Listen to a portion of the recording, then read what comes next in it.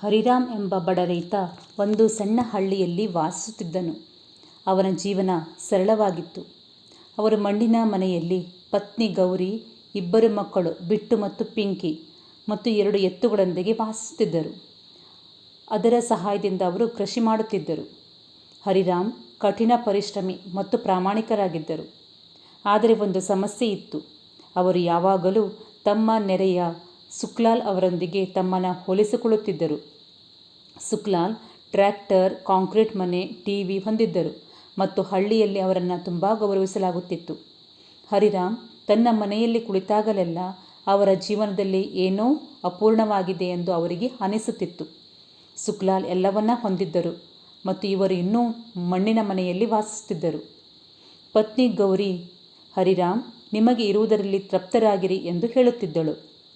ನಮ್ಮ ಮಕ್ಕಳು ಸಂತೋಷವಾಗಿದ್ದಾರೆ, ನಮಗೆ ತಿನ್ನಲು ಸಾಕಷ್ಟು ಆಹಾರವಿದೆ, ನಮಗೆ ಇನ್ನೇನು ಬೇಕು?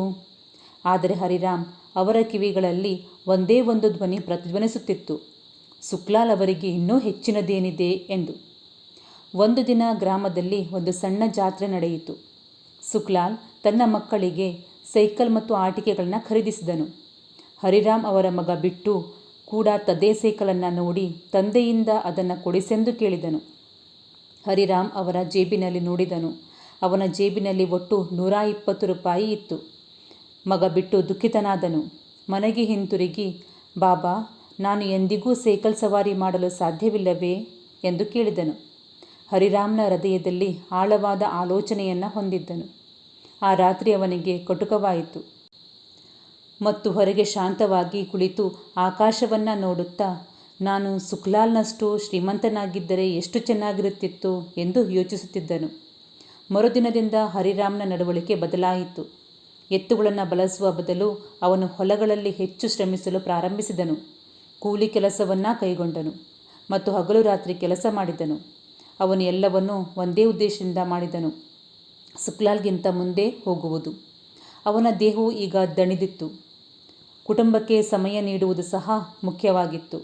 ಗೌರಿ ಅವನನ್ನು ಹಲವು ಬಾರಿ ಅಡ್ಡಪಡಿಸಿ, ಹರಿರಾಮ್, ನೀನು ನಿನ್ನನ್ನೇ ಕೊಂದುಕೊಳ್ಳುವೆ, ಈ ಹೋಲಿಕೆ ನಿನ್ನನ್ನು ಮುಗಿಸುತ್ತದೆ ಎಂದು ಹೇಳುತ್ತಿದ್ದಳು. ಆದರೆ ಅವನು ನಿಲ್ಲಲಿಲ್ಲ. ಅತಿಯಾದ ಕೆಲಸ ಮತ್ತು ಒತ್ತಡದಿಂದಾಗಿ ಒಂದು ದಿನ ಹರಿರಾಮ್ ಹೊಲದಲ್ಲಿ ತಲೆತಿರುಗುವಿಕೆ ಅನುಭವಿಸಿ ಕೆಳಗೆ ಬಿದ್ದನು. ಗ್ರಾಮಸ್ಥರು ಅವನನ್ನು ಎತ್ತಿಕೊಂಡು ಮನೆಗೆ ಕರೆದೊಯ್ದರು. ವೈದ್ಯರು ಹೇಳಿದರು, ಅವನ ದೇಹವು ದಣಿದಿದೆ ಮತ್ತು ಅವನಿಗೆ ತುಂಬ ವಿಶ್ರಾಂತಿ ಬೇಕು. ಈಗ ಅವನ ಗಳಿಕೆ ನಿಂತಿತು. ಮಕ್ಕಳ ಅಧ್ಯಯನ ನಿಂತು ಹೋಯಿತು. ಗೌರಿ ನೆರೆಹೊರೆಯರಲ್ಲಿ ಕೆಲಸ ಮಾಡಲು ಪ್ರಾರಂಭಿಸಿದಳು. ಆದರೆ ಇದು ಸಾಕಾಗಲಿಲ್ಲ. ಸುಖ್ಲಾಲ್ ಸಹಾಯ ಹಸ್ತ ಚಾಚಿದನು, ಆದರೆ ಹರಿರಾಮ್ ನಿರಾಕರಿಸಿದನು. ನನಗೆ ನಿನ್ನ ಕರುಣೆ ಬೇಡ ಎಂದು ಅವನು ಕೋಪದಿಂದ ಹೇಳಿದ್ದನು. ಈಗ ಹರಿರಾಮ್ ಒಳಗಿನಿಂದ ಮತ್ತು ಹೊರಗಿನಿಂದ ಇನ್ನಷ್ಟೂ ಮುರಿದು ಹೋದನು. ಒಂದು ಸಂಜೆ ಹರಿರಾಮ್ ಹಳ್ಳಿಯ ಹೊರಗೆ ಒಂದು ಮರದ ಕೆಳಗೆ ದಣಿದು ಮತ್ತು ಪಶ್ಚಾತ್ತಾಪದಿಂದ ಕುಳಿತಿದ್ದನು. ಆಗ ಒಬ್ಬ ವೃದ್ಧ ಋಷಿ ಹಾದು ಹೋದನು. ಅವನು ಹರಿರಾಮ್ನನ್ನು ಕೇಳಿದನು, ಮಗನೇ, ನೀನು ಯಾಕೆ ಇಷ್ಟೊಂದು ದುಃಖಿತನಾಗಿ ಕಾಣುತ್ತಿದ್ದೀಯಾ? ಹರಿರಾಮ್ ತನ್ನ ದುಃಖವನ್ನು ವ್ಯಕ್ತಪಡಿಸಿದನು. ಸುಖ್ಲಾಲ್ ಜೊತೆ ಹೋಲಿಕೆ, ಬಡತನ, ಮಗನ ಸೈಕಲ್, ಅನಾರೋಗ್ಯ ಎಲ್ಲವೂ. ಋಷಿ ಮುಗುಳ್ನಗುತ್ತಾ ಹೇಳಿದರು, ಮಗನೇ, ನದಿಯನ್ನು ನೋಡು, ಅದು ಸಾಗರಕ್ಕಿಂತ ಚಿಕ್ಕದು. ಹೂವು ಎಂದಿಗೂ ಹೇಳುವುದಿಲ್ಲ ಮುಳ್ಳಿಗೆ ನಾನು ಉತ್ತಮ ಎಂದು. ನೀವು ಎಂದಿಗೂ ಹೇಳಬೇಡಿ. ಪ್ರತಿಯೊಂದಕ್ಕೂ ತನ್ನದೇ ಆದ ಸ್ಥಳ, ತನ್ನದೇ ಆದ ಸಮಯ ಮತ್ತು ತನ್ನದೇ ಆದ ಉದ್ದೇಶವಿದೆ. ಮಾವಿನ ಮರವು ಬೇವಿನ ಮರಕ್ಕೆ ಹೋಲಿಸಿದರೆ ದುಃಖಿತವಾದರೆ ಅದು ಫಲ ನೀಡಲು ಮರೆತು ಬಿಡುತ್ತದೆ. ನೀವು ಸಹ ಫಲ ನೀಡಲು ಮರೆತಿದ್ದೀರಿ. ನಿಮ್ಮ ಫಲವನ್ನು ನೀಡಲು ಮರೆತಿದ್ದೀರಿ.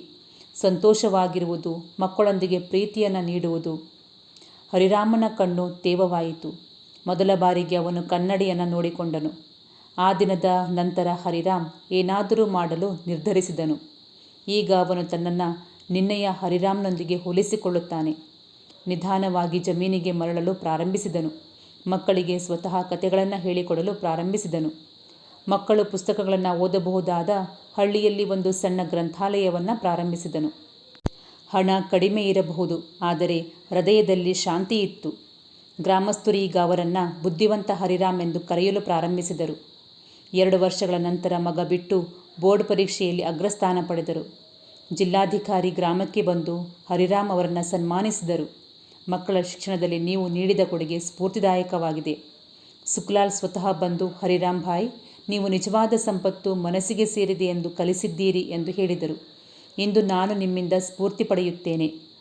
ಹರಿರಾಮ್ ಮುಗುಳ್ನಕ್ಕನು. ಆಕಾಶದ ಕಡೆಗೆ ನೋಡಿದನು. ಒಮ್ಮೆ ಪ್ರಶ್ನಿಸುತ್ತಿದ್ದ ಅದೇ ಆಕಾಶ ಎಂದು ಉತ್ತರವಾಯಿತು. ಈ ಕಥೆಯಿಂದ ನಾವು ಏನನ್ನು ಕಲಿಯುತ್ತೇವೆ? ಒಬ್ಬ ವ್ಯಕ್ತಿಯು ಹೋಲಿಸುವುದರಿಂದ ಎಂದಿಗೂ ತೃಪ್ತನಾಗುವುದಿಲ್ಲ. ಇತರರೊಂದಿಗೆ ಅಲ್ಲ, ನಿಮಗಿಂತ ಉತ್ತಮರಾಗಿರಿ. ಆಗ ಮಾತ್ರ ಜೀವನ ಸುಂದರವಾಗಿ ಕಾಣುತ್ತದೆ. ನೀವು ಈ ಕಥೆಯನ್ನು ಇಷ್ಟಪಟ್ಟರೆ ಲೈಕ್ ಮತ್ತು ಶೇರ್ ಮಾಡಿ. ಮತ್ತೆ ಮುಂದಿನ ಅವಧಿಯಲ್ಲಿ ಇಂಥದೇ ಒಂದು ಕಥೆಯೊಂದಿಗೆ ಮತ್ತೆ ಭೇಟಿಯಾಗುತ್ತೇನೆ. ಧನ್ಯವಾದಗಳು.